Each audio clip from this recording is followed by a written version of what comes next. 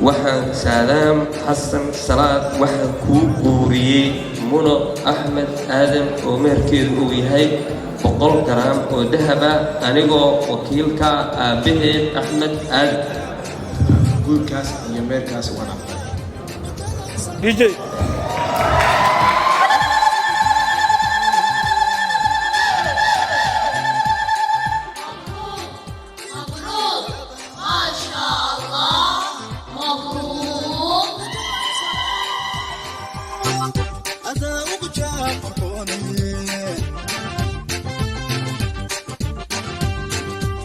جوهري الأولى